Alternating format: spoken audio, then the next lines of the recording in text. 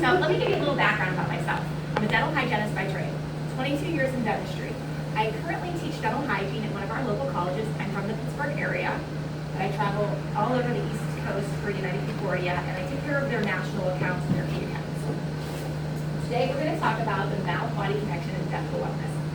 If you have any questions, I love a small group. Throw them at me. You can stop me. You're not interrupting. Cut in, okay? Today we're going to talk about your common dental problems, keeping your mouth healthy, facing your fear of the dentist, and some questions that you can ask your dentist. Now your packet's going to be a little bit different than what's up here. There was something special in your packet that didn't make it to this, but we'll talk about it. So our first trivia question, what's the going rate for the tooth fairy these days? $5. $5, that's great. So, cute little story, had this patient's dad come into the office to get his teeth cleaned, and he's like, little Tommy lost his tooth. You'll never believe what happened. I get home, his wife's name's Virginia, she says, please put money under Tommy's pillow. All right, he goes upstairs, puts money under there. Next morning, Tommy's flying down the steps, he said, he's like, look what the tooth fairy gave me, $100 bill. He made a big mistake. Best part was he forgot to take the tooth. Kid double good the next day. All right, so some common dental problems.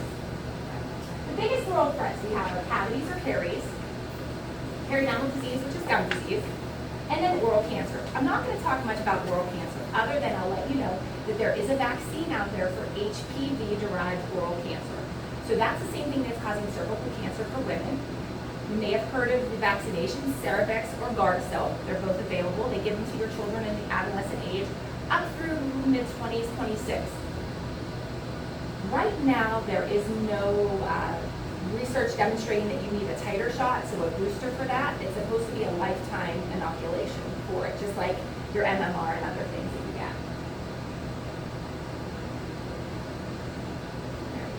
So next trivia question. How many bacteria are present on average in the human mouth? So it's not... Whole bunch. Yeah, a whole bunch. Not different types, it's just a ton. What do you guys think?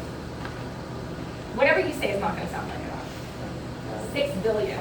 I'm going to say 1 million. 1 million, yeah, 6 billion. All right, so let's talk about cavities. Cavities right now are mostly preventable. When we say mostly preventable, that means control the bacteria. When you eat something, every time you put something in your mouth, whether it's that soda back there in the corner, that iced tea right there, it takes 20 to 30 minutes for your saliva to neutralize that. So if you're sipping on that all day, you're going to end up with cavities over time because you're giving a food source for that bacteria. So drink water in between meals. If you want to have something like that, best to do it with a meal. So it's like a kid at Halloween. I'm the worst parent because I'm like, go ahead, eat all your candy. Sit down and eat it all. Why? Because they're not snacking on it over the next 5 weeks. Every time you put something in your mouth, it takes 20 to 30 minutes for your saliva to neutralize that. So if you're constantly eating a Skittle all day, which my children are known to do, or M&Ms, you're never giving your mouth an opportunity to rebalance. So cavities start to be produced. So that's where your sugar contact is critical. And then fluoride in the water. It's been a game changer. What we found is the fluoride in the water, people who have 0.6 to 1.6 parts per million or 1.0 parts per million have less cavities. They added it to our water systems back in the 60s, I believe it was. And we saw a huge reduction in cavities. So some of the ways you might get a fluoride treatment. Go to the dentist. Maybe they recommend after you're cleaning, you put fluoride on your teeth. If that's the recommendation, I would suggest you ask for the stuff that's painted on it. Reason being, there is more research out there letting us know that it has more efficacy, meaning it's going to work better on your teeth. So that's the type you want to have. You don't want to use those trays anymore. They're really outdated. If your dentist is still using them, I would suggest saying, hey, I heard that there's this paint on stuff that's better. There's also an opportunity if you are at a higher risk for cavities, maybe it's your loved ones, you, your spouse, we might give you a prescription for fluoride. So something that you would brush on your teeth after you've used your regular toothpaste. That would also sit and be incorporated into the tooth structure to help reduce the cavities. So what do you think the most common chronic condition of children 5 to 17 is? Talked about it. Cavities. Yeah, cavities, exactly. So tooth decay is 5 times more common than asthma in children, which is pretty astounding. And if you know somebody who has asthma, just on the side note, make sure you rinse out, or that loved one rinses out with water after they use the inhaler. That inhaler is a steroid. It can cause you to have a yeast infection in your mouth. bacteria growth. So I would encourage you to remind people, make sure they rinse out with water afterwards. And 9 out of 10 adults over the age of 20 have some degree of tooth decay. Does that surprise anybody? Doesn't surprise me. I had a ton of cavities when I was a kid, so it definitely doesn't surprise me. But my children, lucky enough, I have one that's never had a cavity. The other 3 have had some, but not like I did. So treating cavities. Prevention, prevention, prevention. So where do we start? We start at home with our home care. We start with improved diet, so firm fibrous foods. As our teeth get weak or we lose teeth, we start to not eat those firm fibrous foods anymore, so you're at high risk for cavities. That soft stuff sits in between the teeth. And it's also not good for us. You know, you think about it, what should we be having, right? What's good for our digestion? Those soft foods are typically not good for digestion. Professional at-home fluoride treatments and at the dentist. Fillings, which, you know, when you get a cavity, obviously that's where you start. Crown, so when you have a crown placed, that's a full coverage on the tooth. It means that you've had a big enough cavity, or maybe you've had a root canal that's weakened the tooth, took the blood supply out of the tooth, and you'd have a permanent restoration for our top to be strong again. And if all of those things don't work, we move toward extractions. And how do we replace a tooth after an extraction? It's expensive. I hear people say all the time when they're not taking care of their teeth, I'll just get an implant later. You guys have any idea what an implant costs? Just if you didn't have insurance, which I don't know what your insurance covers, but roughly, how much? Sort of around $4,000. Yeah, pretty much, you know, $3,000 to $5,000, somewhere in there. So it's very expensive. And to me, when someone says that, I'm thinking, wow, that tooth in your mouth is worth $3,000 to $5,000 right now. Why not take really good care of that instead of worrying about investing that later? Put it in the stock market or something. So gum disease. Did you have any questions? Are you good? Sorry. So gum disease. Does anybody here has heard of it? What it is? I'm sure you've all gone to the dentist and had your preventative, right? So you've got your teeth cleaned, and we go through this little pokey instrument. Does that sound familiar? Yeah, All measuring numbers? the pockets so they Good, right. gum. Exactly. So do you know what good pockets are?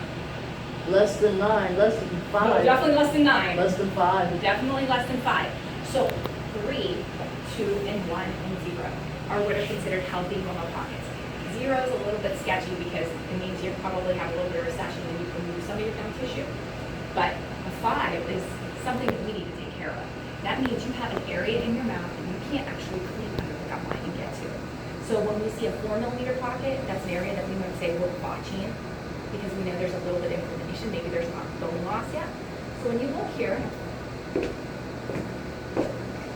this is healthy, right? This is your bone level. When you have gum disease, your bone level drops over here. Once that bone level changes, it does not go back. It's a permanent change in your mouth. So what typically happens is the gum falls down too. But when the gum doesn't, we measure that and we get a pretty large pocket. So that's part of that pocketing that we count out. So when you have a 5mm pocket, we might recommend a deep cleaning. Progression of gum disease. So it starts with a healthy tooth, right? Second stage is gingivitis. Gingivitis is completely reversible. Almost 100% of women get gingivitis when they're pregnant. So some of the warning signs of gum disease. Red or swollen gums, bleeding after brushing or flossing, bad breath, persistent bad taste in the mouth, or loose or sensitive teeth. So all of these things are warning signs, right? This is like to the point where once your teeth are loose, there's not always a lot we can do for you. You know, sometimes that bone is too far gone and you have to have the tooth out.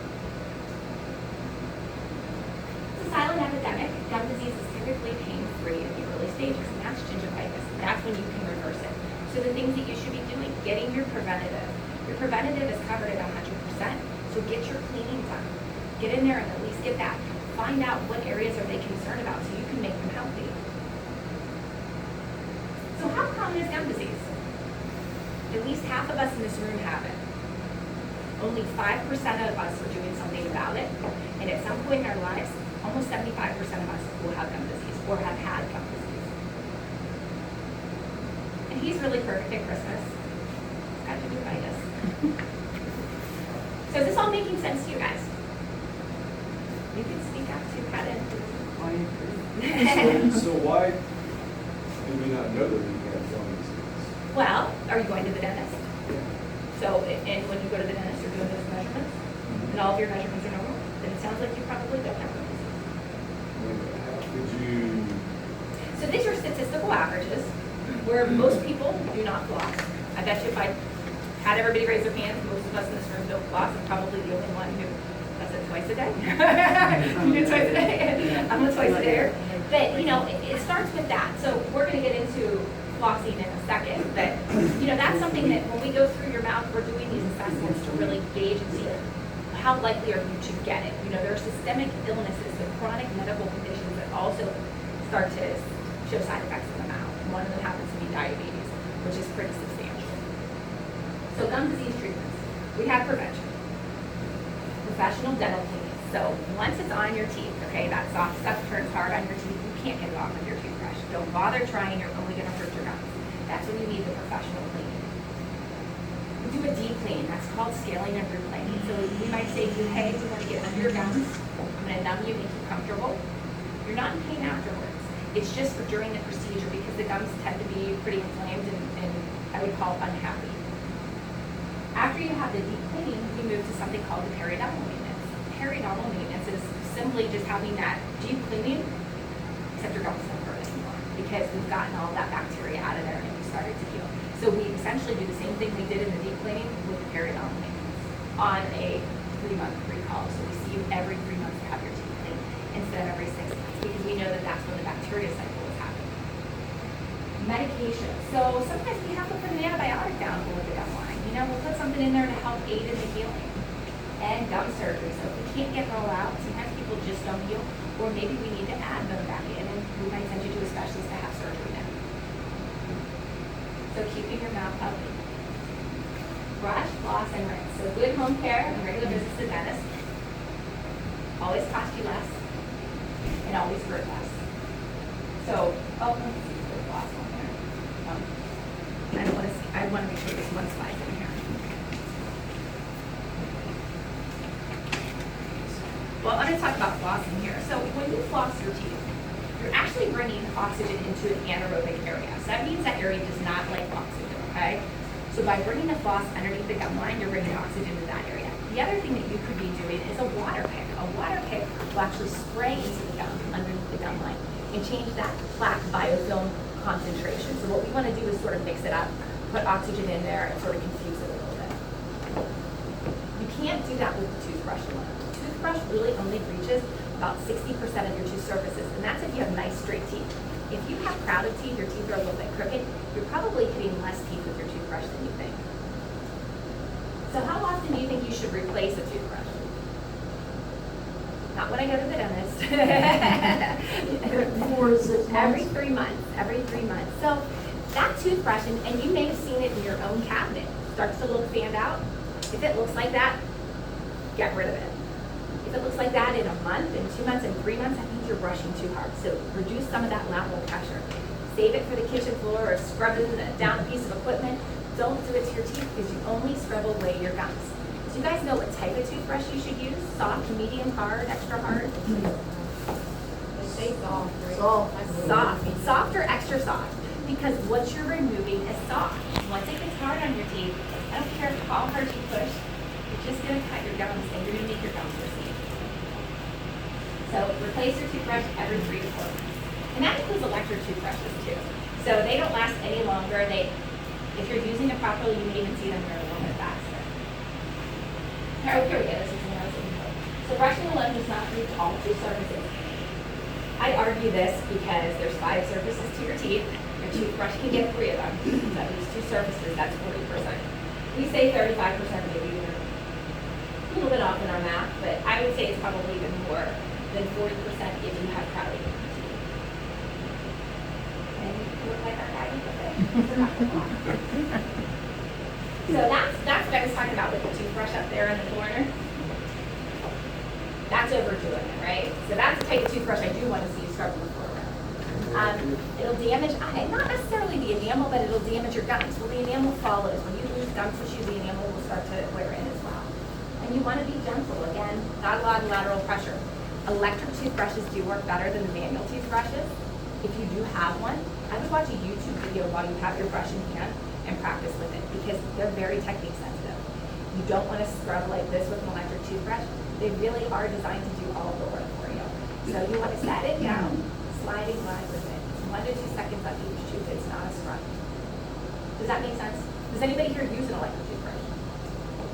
Couple people, yeah. They're my favorite. I'm a big fan. Sonic more than rotary, just because of the technique sensitive part. Because with the Sonic type, it's more of a normal toothbrush shape. When you use the rotary type, it's kind of designed after the thing you use to polish your teeth. It's a nice round little cup. Well, I've showed this to people when I find out they're using that brush. I'm like, okay, do you feel this on your teeth? With the polisher. I'm like, this is how you're brushing your teeth with that brush. Now, do you feel how you should be doing it? I'm gonna go, oh, that's so different than the way I use it. So it's important to me that you do get the right instruction when you use one, because you'll get the best benefit out of it. You wouldn't buy a tool without reading about it, right? You know how to use that tool before you wouldn't just assume. So that's kind of the same thing with the electric one. Next, dental trivia question. So what's your recommendation for how long you should brush your teeth and how often? 2 minutes, twice a day. Perfect. You know, the average person brushes for about 45 seconds. My husband loves when I tell this story because he won't even brush in front of me. He takes his toothbrush away from me because I'm like, you're doing it wrong, you're not doing it long enough, everything's a mess, and he's like, I can't handle you. So I know that his probably doesn't even go 30 seconds sometimes because he has a timer and I listen for it. So the oral systemic connection. So are you guys all good on toothbrush? Do you have any questions about that? Okay. So oral systemic connection. We had a landmark study from 2014. So what we started with, we were looking at medical and data things. What we identified was people with chronic medical conditions were 1.5 times, with periodontal disease were 1.5 times more likely to have a chronic medical condition. So then when we looked in that research, we identified that those people who weren't taking care of their gum disease had higher cost of medical claims. Diabetes and the link to gum disease. So you guys have all heard of diabetes. You may have heard that you should go to the eye doctor. You may have heard that you should go to the foot doctor. Why is that? Do you guys know? Any idea why you think they would send you?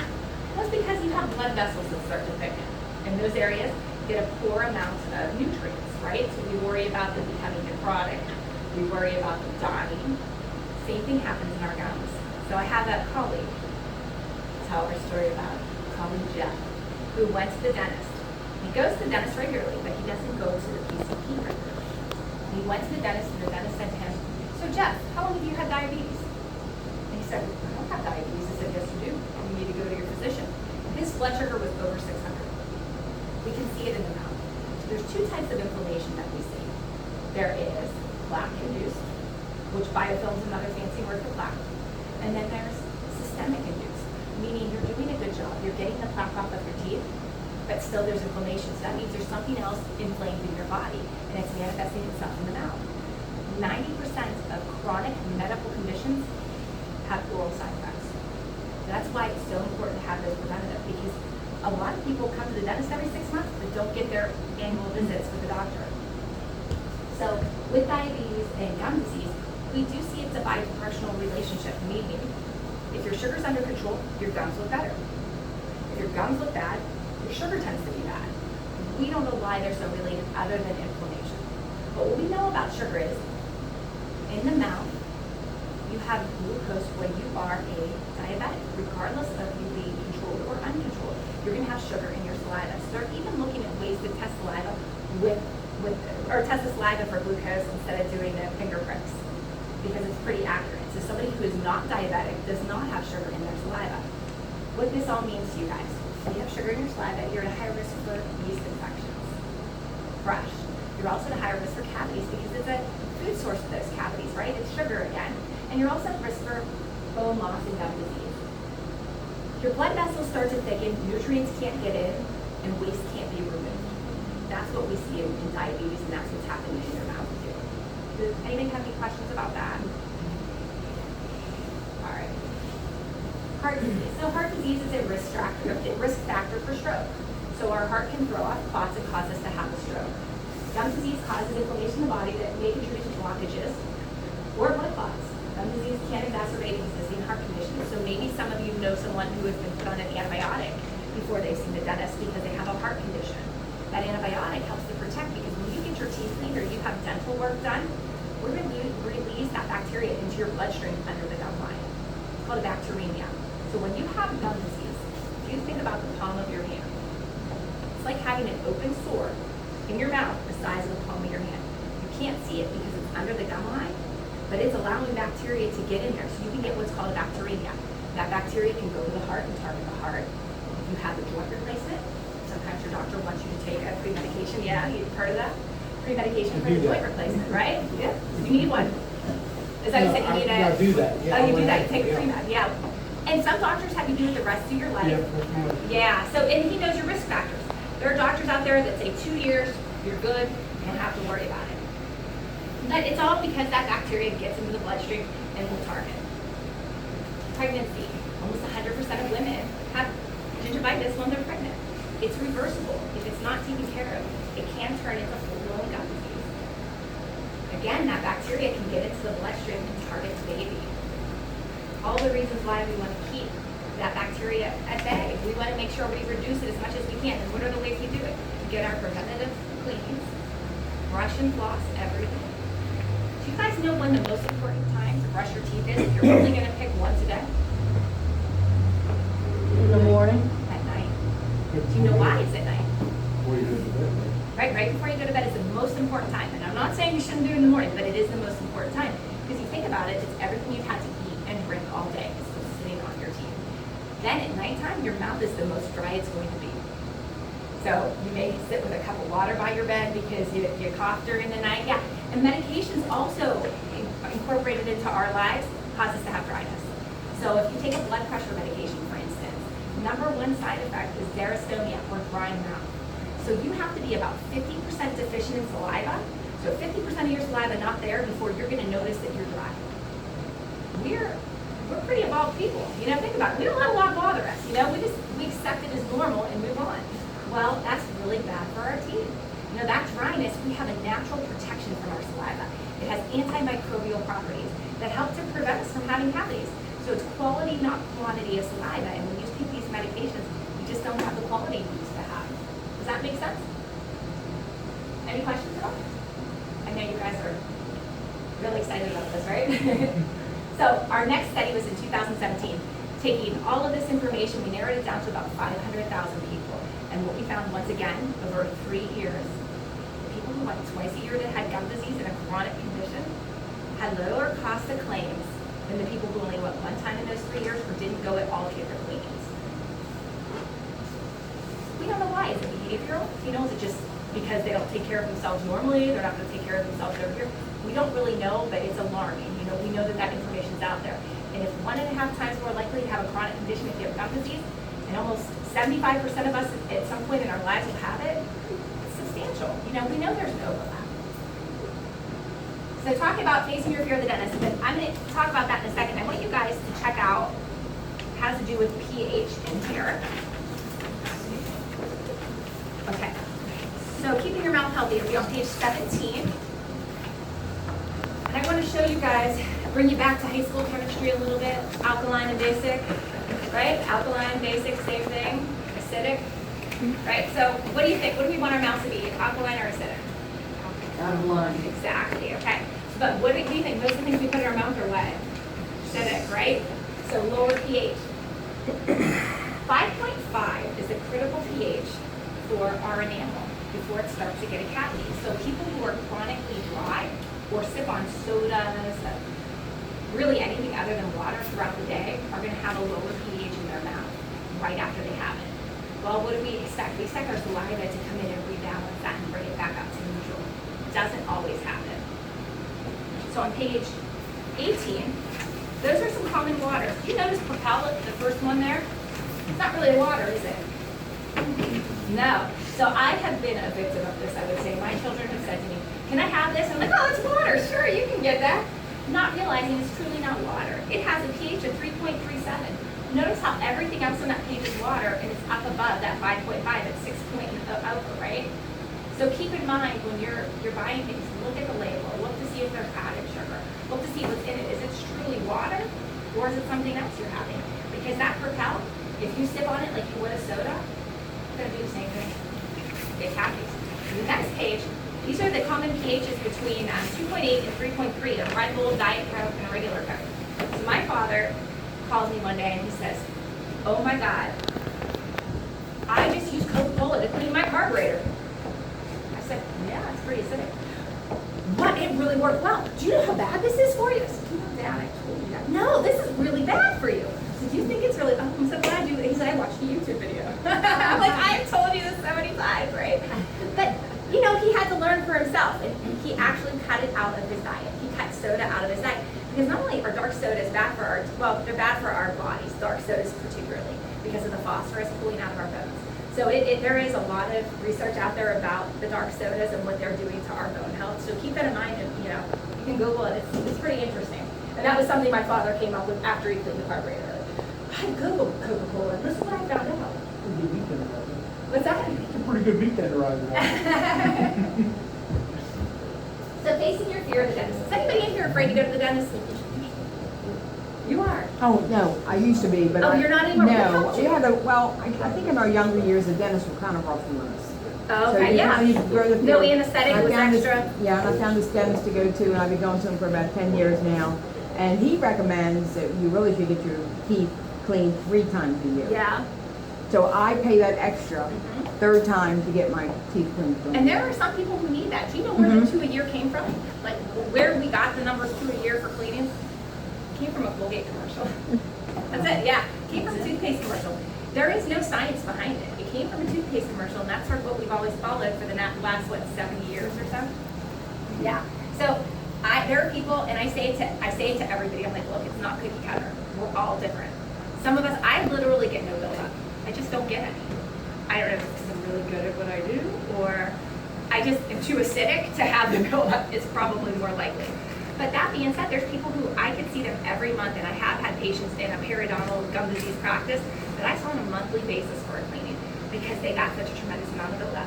You know, what your body doesn't use, your body excretes. So a lot of times when people are taking high dosages of calcium, for instance, I had a woman who had her parathyroid taken out, she was on high dosage of calcium.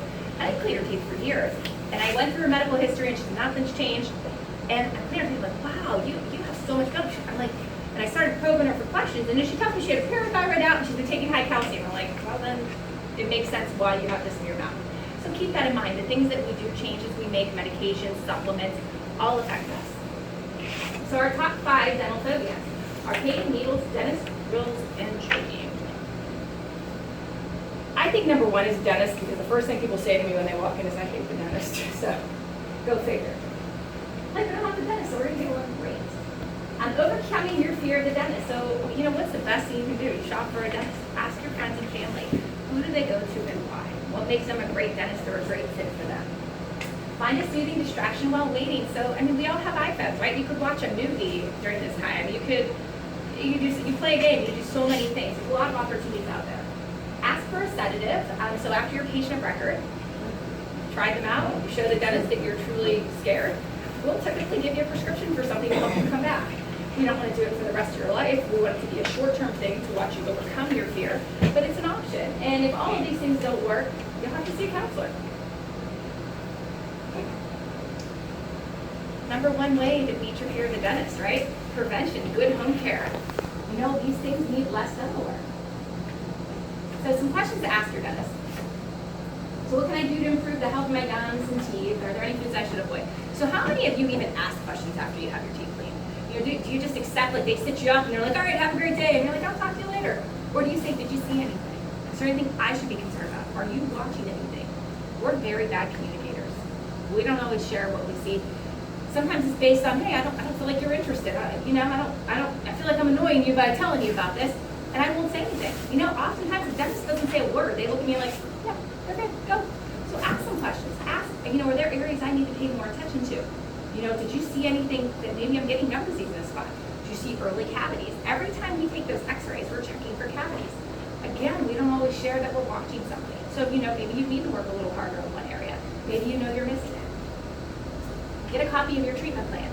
My biggest encouragement to everyone is any kind of work you have above your preventative, get a pre-authorization. You know, it doesn't cost you anything. Your dentist does all the work.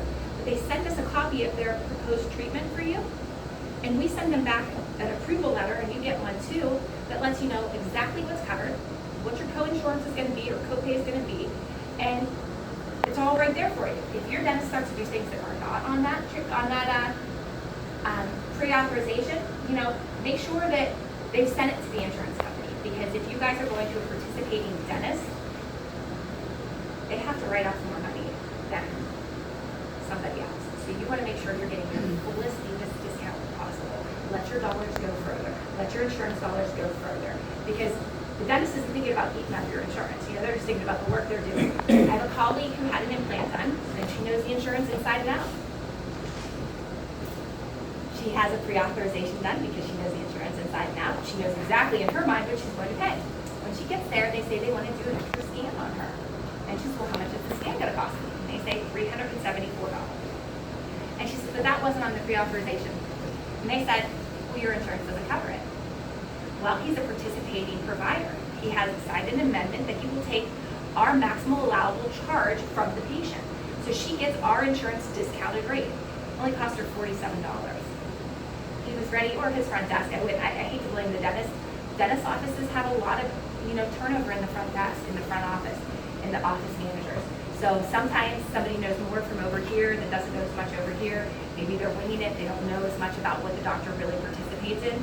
So this way, you're armed with some information. You know what your dentist, or what your insurance is going to pay, or what you should be paying.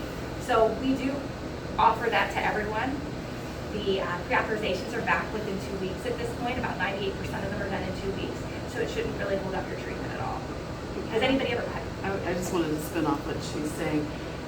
By utilizing an in-network provider, your network is Advantage Plus. You're gonna utilize your maximum allowance that you have, that the best way possible. You're being a smart consumer. It keeps you in network. And then you touched on it just a little bit, amended providers. So we have participating providers that are participating in the network. They can also elect to be an amended provider. And if you look in the directory and you see a little green box with a $sign, that means that provider's agreed to be an amended provider. What that means to you is if you're having a root canal or an implant or something that is considered non-covered, that provider is agreeing to still accept our fee schedule. So we assign a fee schedule to everything you can have done. It's like going shopping at Target. Everything has a value. And when the claim comes in, we assign that value, which is our allowable charge. Amended providers agree to still charge our customers that amount, even if it's a non-covered item, and that's huge. So if you go over your annual maximum that you have, the allotment that you